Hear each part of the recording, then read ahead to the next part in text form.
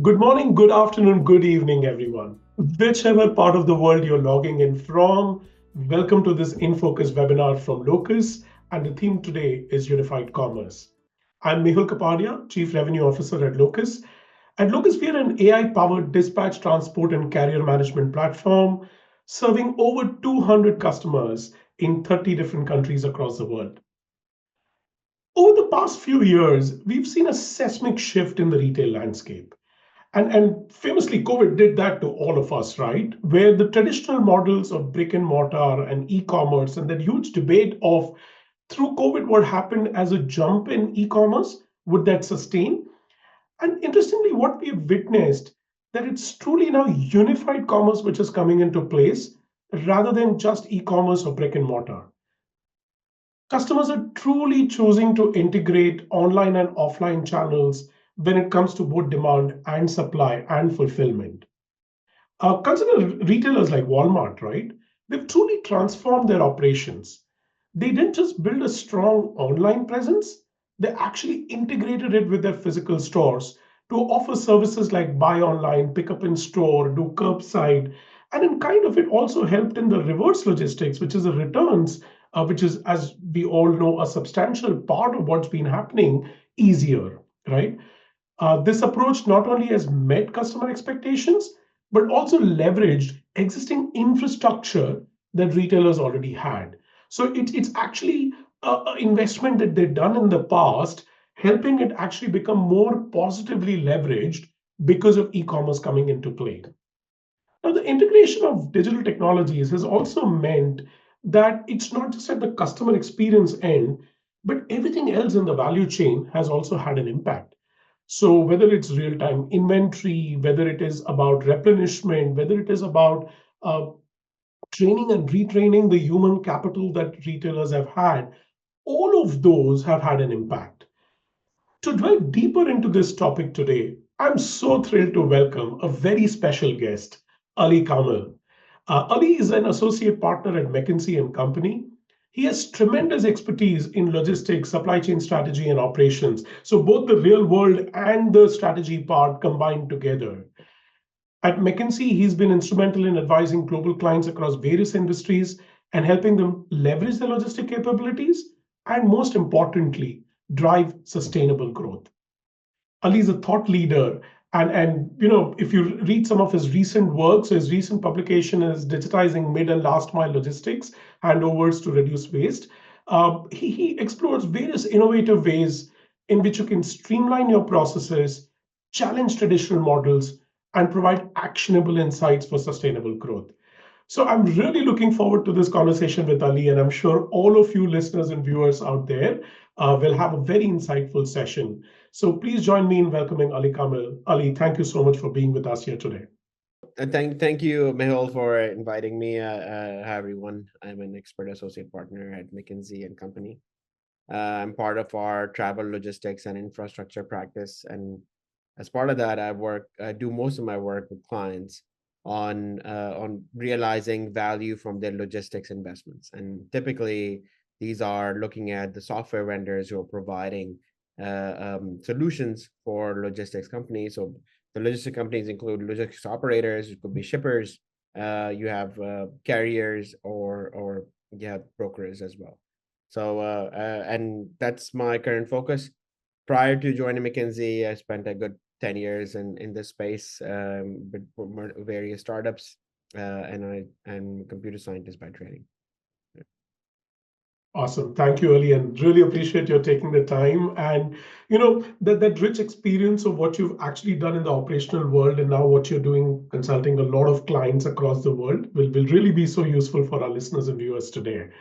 So really, I wanted to deep dive into the retail industry, right? I think it's kind of gone through that fascinating journey where during COVID a lot changed, right? But actually, post COVID, if you look at it, the behavior of consumers, right, and their expectations have actually only become that much more, right? That those expectations have really evolved. And kind of all the traditional models that we had on logistics, the traditional supply chain movement that we had, seems to be kind of straining under that new weight of this consumer expectations.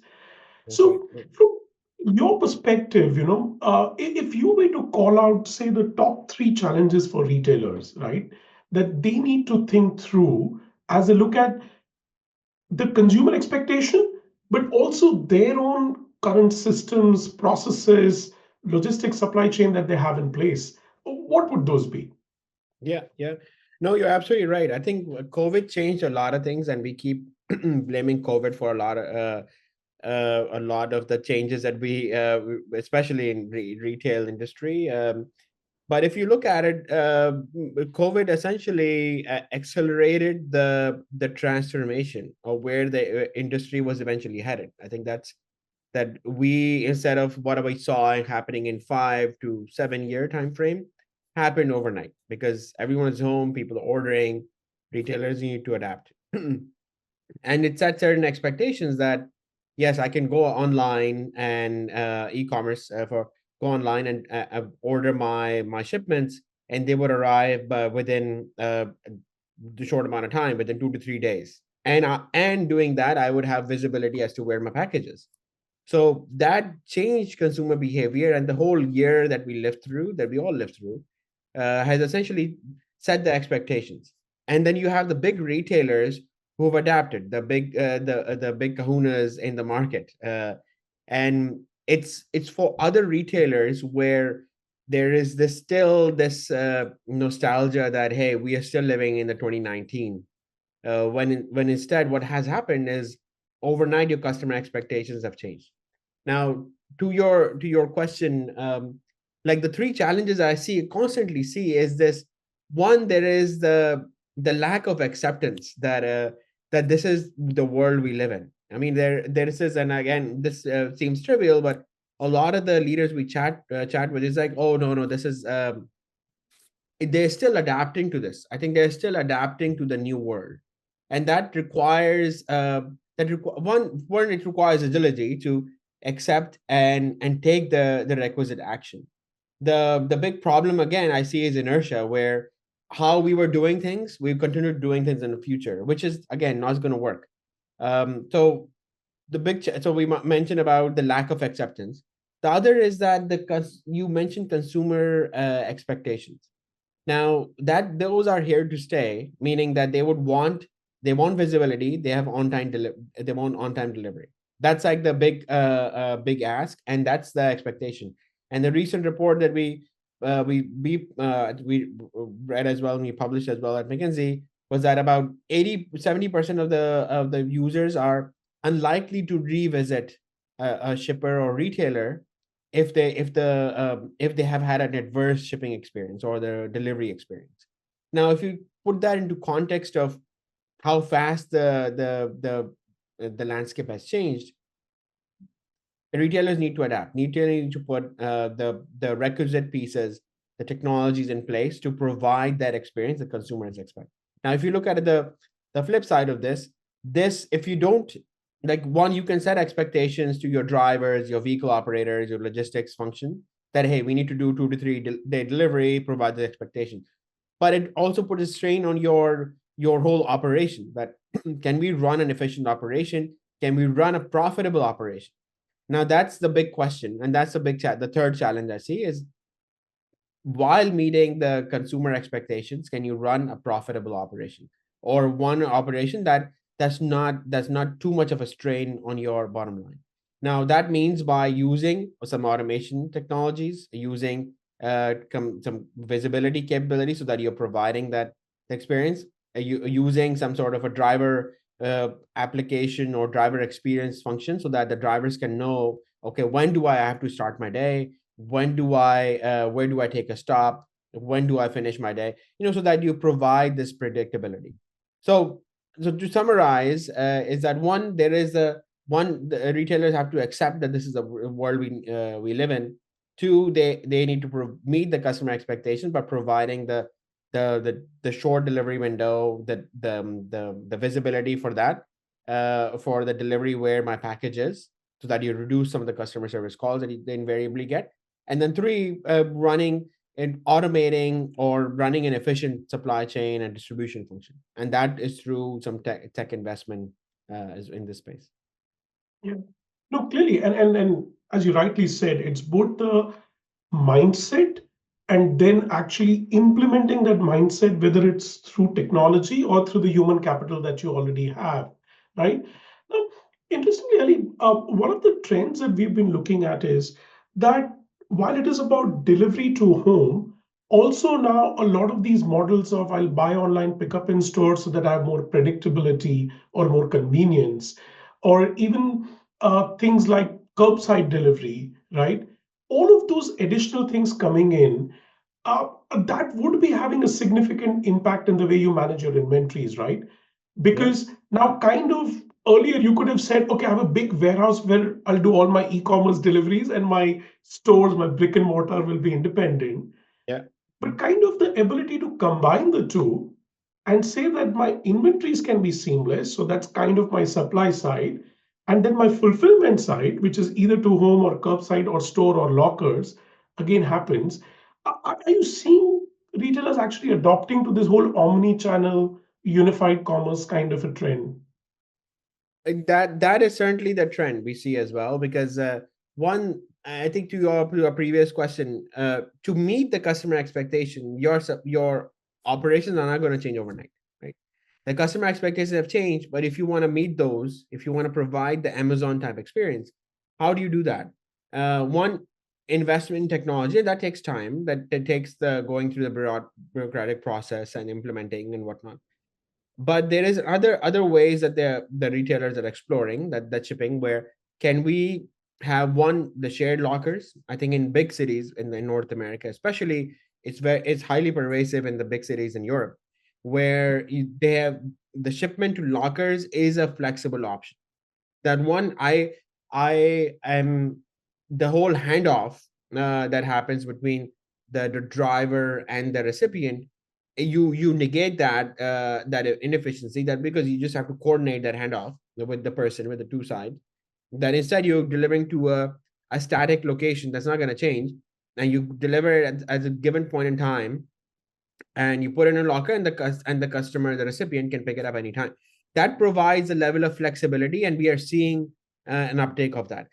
The caveat to that is that there is still a expectations are still higher, that I don't want to go to the brick and mortar, I don't want to go to the locker to do this. That's still growing, but it's not there yet, especially in North America. I see this a lot in Europe. Now, the other hybrid model you're talking about is like delivering to a store. Again, this it has the same dynamics, where I see this as a more of a stopgap solution, that Mhm. you get to this like a intermediary or this other location where the consumer can pick it up. But eventually the idea is to be able to provide a more convenient, the convenience to the customer is what everyone's after, what the retail is after, and what the customers want. So I think ultimately that's the eventual goal, to build this sort of infrastructure, so that, or the technology in place, so that you can deliver and meet the expectations, and provide a little bit of options, that hey, we have lockers at these gas stations or these locations where you can go and unlock and pick it up, or at these metro stations that you can pick it up as well. So it's all about flexibility in the end. Absolutely. No, and to build on that, Ali, do you see a thing also about that linking into returns, right? Because one of the data points I was looking at, Gartner published this report last year, right? That about 16% of dollar value of goods which were delivered in US last year, last year, actually were returned. Now, 16% is a very significant number, right? And which means that much amount of your inventory is actually held up somewhere as well, right? So, do you see that actually with evolving this kind of an omni-channel experience could actually do something positive for the returns part? That if you're actually going to pick up, so if you did BOPIS, you went to the store, you order two shirts because you don't know which size will fit you, and then Yeah. you're able to kind of return the one at that point itself. Do you see that happening? Do you see a trend on that? So it's growing again. The infrastructure to support is in the big cities. You see that when I have a driver visiting a particular neighborhood, so returns, of course, a lot of the retailers are providing the convenience, that you can order free returns for 60 days or 30 days. That still requires the customer, to put it in a bag or drop it off at this return location. I don't see a lot of the seamless. That's where I think the trend is, that we are building that if I have a driver visiting, then the retailers are providing this visibility that driver is going to be in the area Monday, Wednesday, Friday between 11 to 1. Leave it outside the door, and that's a great experience. Now, can you provide this visibility? It requires the proactive planning, and that comes with like a modern like a solution for planning execution. I mean, it also provides a visibility as to where my drivers are and where they will be in the future. So what we are seeing emerging as well. Invariably, about many of the retailers are still requiring you to like put in a bag and ship it, or take it to the UPS store or the FedEx store to get it shipped. That's while okay, but again, that is inconvenience for the customer. Now, can you provide? That's the next step I see. Where can you provide this sort of seamless, that this is a window when the driver is going to be there, leave it outside, but you don't need to put it in a label as well. So I think that's what's emerging, but it requires some tech investment from the retailer side. Right. True, very true. And actually, and that kind of brings us also to this point about the entire data, right? I mean, in some sense, all of this is meaning that many more different information sources into your decision-making grid, and it's creating so many disparate data sources and linking it together. So, how do you see retailers can address that, right? Because see, again, if you're already a very large established retailer, then that means that you possibly have a lot of legacy systems also, right? A lot of silos of those. So Yeah. how can people bring that together? What are the kind of steps they should take in their technology thinking roadmap to unlock that? So I think this is a long answer potentially, but I think the issue is with no, you have, of course, they have they have the order data, they have the customer buying profile, the customer preferences. They also have the delivery data, when how many deliveries were successful. Also have returns data as well. Now, I think that to monetize and build this sort of like experience where, for me as a consumer, I get a customized experience, so that if I had an adverse experience, let's say 3 deliveries before, and I still ordered, I make sure, like as a retailer, that adverse experience is not repeated.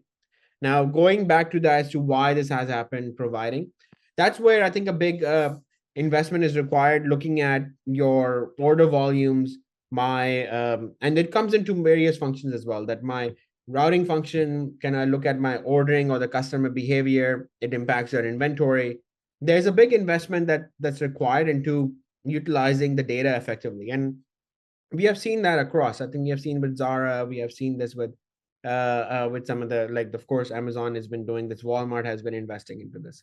The big the investment is around, one, can you build those routes, or those territories where my delivery is going to happen, and I can provide that level of experience for the customer, and because I have the data to prove it, and then to plan it in such a way that autonomously and automatically planning, so that as soon as the customer, and one of the big trends, and now it's become almost table stakes, is that if I go online and order at my person order, and I have ordered in the past, the retailer already knows where I live, and already knows that I've ordered like 5 different times in the past, so they can already give me a window that I can arrive between Thursday between 2 to 3 p.m. or Friday between 1 to 5 p.m. To me, I think that's the next level. That's where a lot of the consumers, rather retailers, are going, where they're providing the visibility, providing the flexibility, that will I be home to receive it? And like, even a lot of the parcels, I don't have to be home, but there is this joy when, especially during, as the holidays are coming, the peak season are coming, that as the delivery is coming, like I have young kids, they're already looking, oh, there's going to arrive. Can I track it? Can I see where my package is? That's where I think that's a delightful experience I feel that you can enable through the power of the data that you have. So there are many opportunities, but I think that's where it is going, and already seeing it with a lot of retailers. Absolutely. And in fact, one example of somebody that I've interacted with and we worked with through our association here has been about how do you improve customer satisfaction through that delivery experience, right? So because in store you are able to kind of handhold, you're able to recommend, you're able to create a little bit of that special feeling. How do you do that at the delivery? And as you said, especially during peak season, holiday season, you want it to be that much more seamless. So Yeah. couldn't agree more on that. Um, you know, to build on that further, right? See, one of the things that we've been looking at is that AI is kind of the buzzword right now. Everything is AI, and we have to do a lot. Now, how much do you see the balance? And this is I've spent a lot of time in Formula One, Ali, and in Formula One, a question that always used to be asked is that for the for somebody to win a race, how much is about the driver and how much is about the car, right? And I kind of want to ask that same question from a logistics supply chain standpoint, saying that how much of this entire delivery experience, etc., that we create is about the tech so that it is enabling seamlessly matching expectations, and then also kind of the knowledge of the supply chain people, right? The warehouse person knowing what's happening, the driver intuitively knowing a few things, the operations people planning properly. So how do you see that Yeah. mix? Yeah. No, I can see your Formula Fun fan from the picture behind you. So great. No, we are not there in the world where humans are out of the loop. I strongly believe that the tech can take you, and that's in a Formula One analogy, that the of course the car having the car can have a significant impact, but it also the driver. And the analogy like it shifts a little bit, that for retailers and for delivery, the your personnel and their knowledge and their behavior impacts a lot, and that impacts the whole like experience that your customers have as well. That if I am meeting the driver, I'm basically meeting your representative from your company. So a happy driver will drive the experience to the customer as well. So I feel that your driver experience, it drives your customer experience, and that's, I think that's what previously a lot of my previous work, we did a lot of this as well, where like we're focusing on the driver experience and looking at the your not just your driver as well, but the people behind it, the logistics operators, supply chain. So I ultimately believe that if you have one, of course, I think having like a high tech like technology automation that can build your my routes, daily routes, give me the visibility, give me the understanding as to when I'm starting the day, when I'm ending the day, where I'm taking the break, how am I packing the truck, etc. Like taking out the cognitive load for the driver, the logistics operator, that goes a long way in building towards it. So I say like there is a lot of the tech, there's a lot of the car, but a good portion of it, 50% almost, is also the driver as well. And that's the people behind the scenes that are doing this. Absolutely right. That human capital, and while we see that a lot in this B2C environment, if I were to layer it also for the B2B environment, so for retailers to or FMCG CPG companies having to go and then replenish a retail um, outlet, right, or a chain of Yeah, retailers, and at that stage. What we've been seeing is that the consistency of who's the delivery person to that same store and the trust 100%. factor that gets built up, Yeah, right? yeah, Um, and especially in emerging markets, we see the trust factor that much higher, saying that absolutely. they. Yeah. Yeah, because the trust, that's exactly right. And this is experience, I have saw this as well, especially in emerging markets. there is this more community feel that you build, that the driver is part of that. Driver usually has familiarity, has built those connections. They basically are your sales and customer reps in a way, right? So, and a lot of the markets, especially in some industries, uh, where they are your sales reps too, they go in and take an order. Okay, how much inventory you have? This much you need to order, and you see this a lot. So 100%. I think where the driver, and that's building on our previous question as well, your driver experience is paramount here, because you need to build and ensure that they become the sales rep, they become your the face of the company. So that drives your customer experience. Absolutely. Mm. Awesome, awesome. Switching gears a little bit now on this, uh, if we look at it now, sustainability, right? That's been a big, big word, right? That's been there for some time, and especially if we see in the Western markets, it's becoming that much more important. How much of that you see is kind of moving from nice to have to a must have now? Are you seeing that shift happening? So yes, I think there is, and a lot of it, and just to not taking away the intention, a lot of it is also driven by regulatory and compliance reasons as well. That especially in Europe, you're seeing that the government or the governing body is requiring the shippers to, or the carriers to, report their emissions, and then based on the emissions and the carbon footprint, they are taxed for that. So I think there is of course a regulatory reasons. It has become table stakes, to answer your question directly. It's become that you have to provide emissions. One, there is emission report that's required in most of the EU countries now, and I think North Canada and I think US is following suit. You will see this in the markets over there. I'm not so familiar with the Asian markets, but I think I see the trend eventually happening. But if you look at the big retailers, that's where it's becoming it's table stake, that you need to provide the view into my carbon footprint, my emissions, and then if figuring out, and like, can I optimize and build routes that will enable me to do like a reduce my emissions or take the reduce miles. Yeah.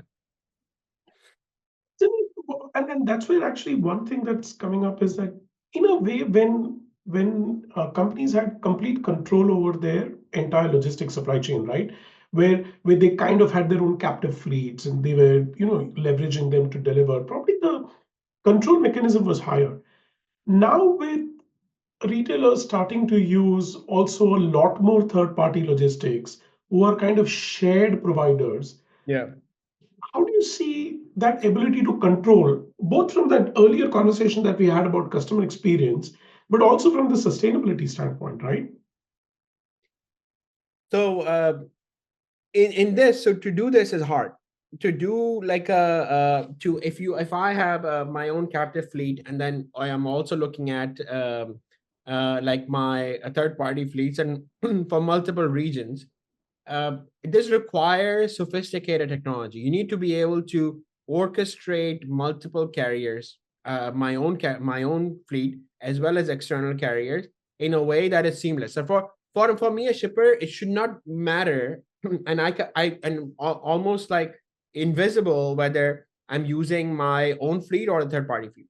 The factor should be what differentiates is the cost and the emissions. And that's where I think if you can orchestrate in a way where you can build, you can set the SLAs, that the delivery time, the amount of like miles you use, and eventually you can also put the sustainability metrics as well, that if you use like sustainable fuel, or if you run within like if you adhere to the routes that have been built, the optimized routes, and it gives you a more greener alternative. So that's where technology does come in. You need sophisticated orchestration here with your own and third party fleet. So I think I see a big role of technology, especially in this space.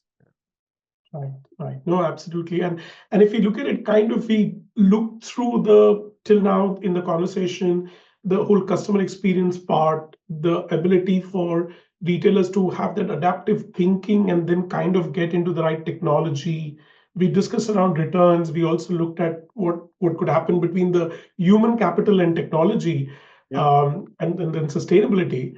If I were to now kind of say, as we look towards, closing this session, from your perspective, future forward, what kind of technologies do you see emerging? There are all these buzzwords around autonomous delivery vehicles, drone technology, and all of it. But where would you see the next few years? What kind of technology would emerge? So look, I'm a futurist. I think about this all the time. But the reality is that even and we started the conversation about uh, people accepting that we live in the 2024 and the world has changed post COVID.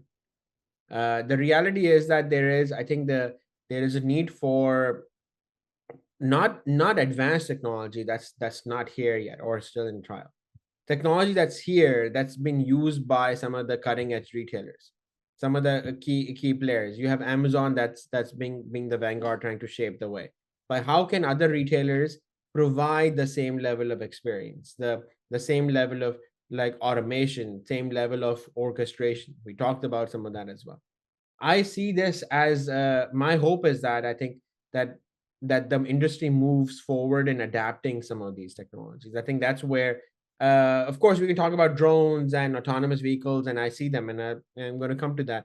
But for now, I think that the more basics is what's required. That you can do the let me give when I place an order.